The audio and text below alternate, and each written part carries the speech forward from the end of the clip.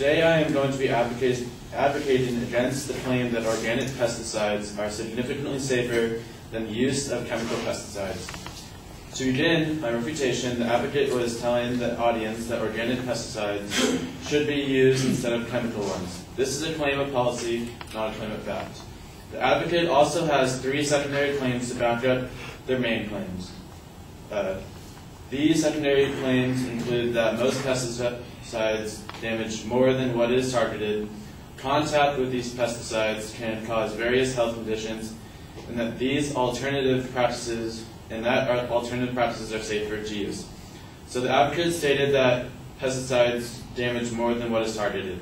This could be true, but there is no statistical hard evidence behind it. Also, the advocate does not back this up with examples of organic alternatives not killing more than what is targeted, so there is a hole in the argument. She said that pesticides kill both helpful and harmful insects, but does not go into detail of why these insects are helpful or if these helpful insects truly make a difference if they are alive or not.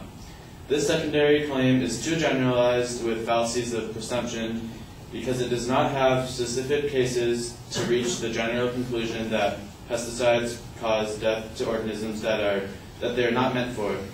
Within this secondary claim, the advocate also states that the soil absorbs these pesticides, but does not go into detail of what type of damage this actually causes to the environment as a whole.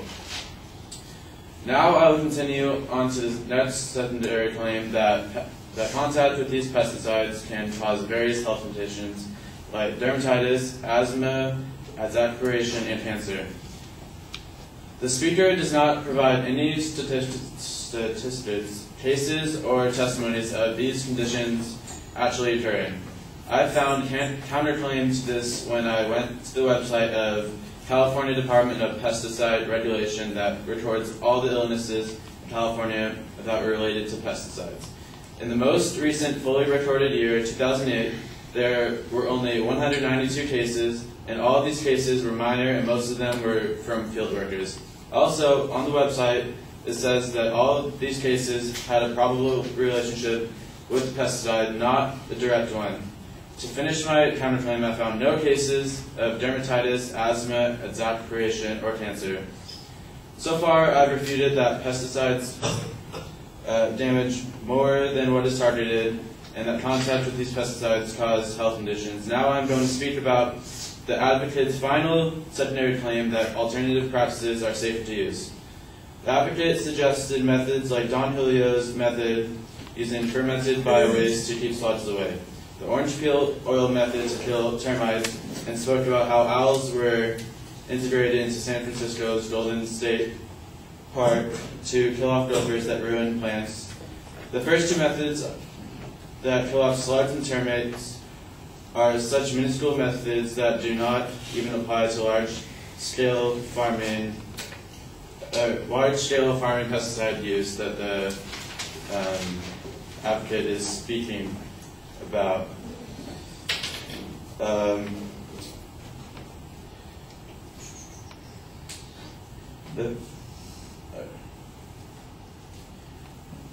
The first two methods, therefore, it is irrelevant to the argument.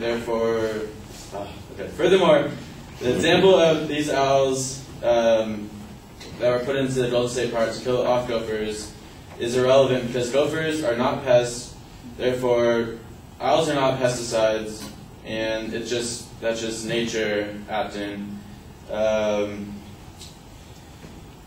Furthermore, I discovered from a Berkeley educational website on organic farming that there are lists of pesticides used in organic farming that have warning labels saying use with caution. The toxicological effect of organic pesticides is unknown. Persistence in the soil is unknown.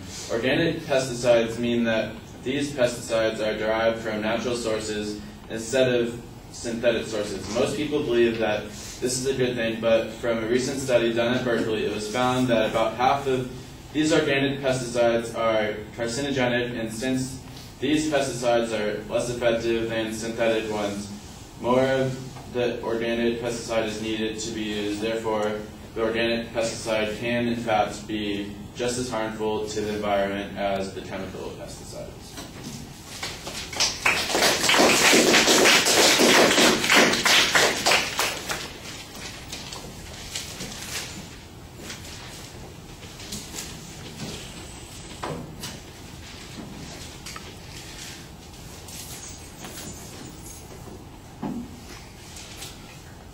All right, Philip, on content issues, I think you're doing a pretty solid job. You challenged the adequacy of the evidence presented by the advocate. I thought you found some good counter evidence on a couple of points. Going to the California Department of Pesticide Regulation, for instance, and finding relatively small number of cases, diminishing those cases even further, showing that they don't fit into the categories that the advocate talked about. I think that's a good way to respond to that point. The last point, talking about alternatives being effective, you do suggest that there are organic pesticides that are being suggested because they come from natural sources, and that I think I could use a source that talks about how half of them are carcinogenic. You say that. I assume it came from someplace, but I didn't really hear a citation on that one, and that's a little bit problematic. So on the content issues and on the ideas that you have, I think you're doing pretty well. Presentation, though, is problematic.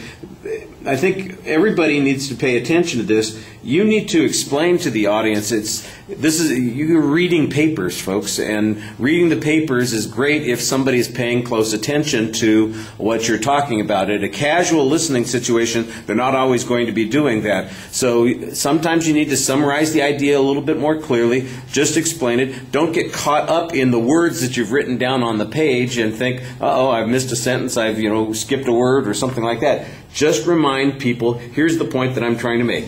They say that we can use these organic pesticides, but you know what? They're equally unsafe, and in fact, they are more dangerous when it comes to carcinogens. That's all the argument is. And if you can simplify it, I think your presentation will flow a little bit more smoothly.